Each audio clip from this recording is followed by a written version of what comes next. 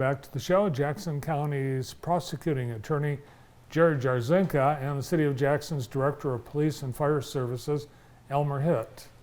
Jerry and Elmer, welcome back to the show. Thanks for having us on today. Morning. The Jerry Good was, afternoon. good afternoon. Good afternoon. Jerry featured in the M Live spotlight on the Queen's Lenten dinners. What's your job at the fish fry? Well, it's varied, Bart. You know, I'm part of the Knights of Columbus there, and so here in Lent they've been doing fish fry dinners on Friday night. So they've got the final one this Friday, 4:37. Be the sixth one. So my job has been varied. I've helped with baking fish in the kitchen, helped washing things in the kitchen, also on the serving line with fish, and also helping with fish tacos. So it's been good. It's very popular here in our community, not just the Queens, but I think other parishes. The fish fry has been, well attended. Yes, and Elmer and I, we are patrons of the fish fries, so I'll be at, I think, Queens. I'll see you Friday night. You will. I have to put a plug in. Larry, who works the serving line, created the fish taco, and it's quite excellent, quite popular. I can attest to that. All right, well, I'll have to give it a try. Well, you two are teaming up along with others in public safety and law enforcement with a summit, third annual, to reduce violence. And how did this come about that we have a summit to reduce violence? Well, Bart, I'm glad you asked that question. Several years ago, I was talking with Pastor Lee Hampton Jr., and we kicked around some ideas about how do we address gun violence that we've seen in the city. And so the idea came that why don't we take a page out of our drug summits we've held and kind of use that format, but apply it here to this arena. So that was really the genesis of that. And then it started with reaching out to the sheriff, Elmer, and some of the players here in the community to see if there'd be interest to support that kind of effort, and so we did. And so that's how the first Summit to Reduce Violence kind of came about. A lot of collaboration, because it's really a team effort you need the players from the community to actually step forward and put the work into it, because it's a lot of work to find time to try to organize an event and actually to hold the event. So you really need people to be involved. So you must have a feel, Elmer, that there's some benefit since you're doing the third one. Have you been able to kind of look back and see what the community and what you guys get out of having this? Yeah, certainly. The first 2 years have been very well attended, and we anticipate this year, 250 to 300 attendees, hopefully. Just bringing, one thing it does is brings attention to the issue, to the problem in our community, and we certainly, we do not try to hide the fact that we have an issue with gun violence in our community here, and violence in general, as do many other communities across the state and country. But yeah, I think we have formed relationships, certainly, that have come from the summits, and we have initiated and implemented some things derived from conversations that have occurred at Summit and ideas that we've received from the community. But there's always more work to be done, and there's a lot of ideas out there. So that's a big part behind this, is to get community members to the table to hear their ideas and get their input. Well, I think the community does appreciate seeing that there is some work that's being done, because a lot of your work, it's behind the scenes that no one ever gets to see anyway. Right, and I would add to that too with Elmer.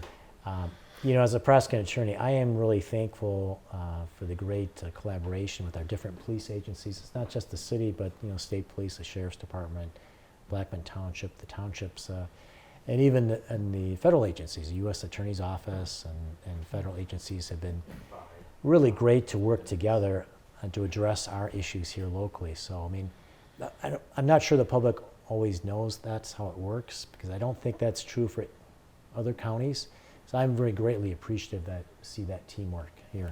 Yeah, I think that's one of our benefits, is that there is so much cooperation, because you're right, a lot of other communities and counties don't enjoy that. It makes a difference, yeah. Yeah. let's take a look at the lineup, because you've got a program with speakers and food and what all can people expect. Yeah, it's actually due to some generous sponsors. It's free and open to the public. You can register online. We've got a flyer here depicting with a QR code that you can actually register. It's open right now. So it's about 5 weeks away from today. So it's at the American One Event Center on Wednesday, April 17th, 8 o'clock to about 1:30. The program will begin at 8:15 a.m. There'll be a welcome for 15 minutes, some presentations, and then at 8:30 our keynote speaker, David Kennedy, is going to speak. And then after that we'll take a break, and then we're going to have some moderated panels. We'll have 2 half-hour moderated panels in the morning, then we'll have a lunch, and then we'll have a break, and then we'll have 2 other moderated panels, and we'll wrap up. So the program should get done about 1:30. So it'll be pretty efficient, but you have a chance to have continental breakfast and lunch is included. And so we're looking forward to it. David Kennedy is going to be our speaker. He is really very educated, very experienced. I think we're very fortunate to have him as the speaker this year to speak on violence and gang violence, but violence with groups that he's dealt with in the past. He's had some very successful projects he's been involved with. I think Elmer probably could speak more to that. Yeah, we really got introduced to David Kennedy and in his work a few years ago when the city contracted with the National Network for Safe Communities. And David is actually one of the co-founders of the National Network out of John Jay College in New York. He's a professor, a criminal justice professor for the college as well out there. And one of his most notable things is the Operation Ceasefire in Boston in the mid-90s that he led a big part of that effort out there. And we called upon him actually last year, and the schedule didn't work out, and so we reached back out to him for this year's summit, and he graciously volunteered to come here. Actually is doing it at no cost to us. So we're excited to have him. He is a big name in the arena of violence prevention, community violence prevention, and all one has to do is Google his name. You'll see the work he's done, several books that he has authored on community violence as well. So very excited for the opportunity to have him come to Jackson and hear what he has to say and meet him, and really adds to, I think, the summit this year. Nice.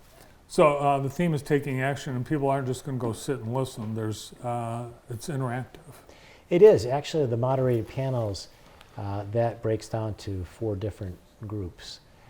And so that theme is going to address perspectives from 4 different panels. So you're going to have law enforcement, you're going to have a family or a community impact, you're also going to have a mental health impact, and in addition to that, you're going to have a youth impact. So you're going to have panelists bringing their perspectives, and we'll have moderators to focus the questions and comments. And so, of course, the audience will have a chance to interact as well, both during those sessions, but then afterwards to interact with not only the speaker, but also panelists too. I think that'll give us, I'll just add to that, a chance to share through those panels actions that have been taken or things that we are currently doing, as well as to, again, gain insight on things we can continue to work on in other efforts that may be out there for us to work towards. Does it give an opportunity to, like, the prosecutor and the law enforcement, they'll meet in the courtroom, but are there chances to talk, off the record or about types of cases that maybe you as a department would like to see more prosecution towards, and vice versa? Oh, sure.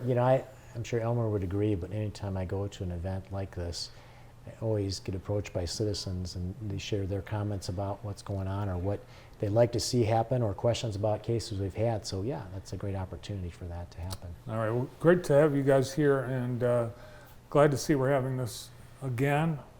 Here's the way to register. Scan the code, and we'll see you. JTV will be there on Wednesday, April 17th. great to have you here. Thanks for coming in. Thank you, Thanks for Bart. having us. Appreciate it. Our prosecutor, Jerry Jarzenka, and Chief of Police and Director of Police and Fire, Elmer Hitt.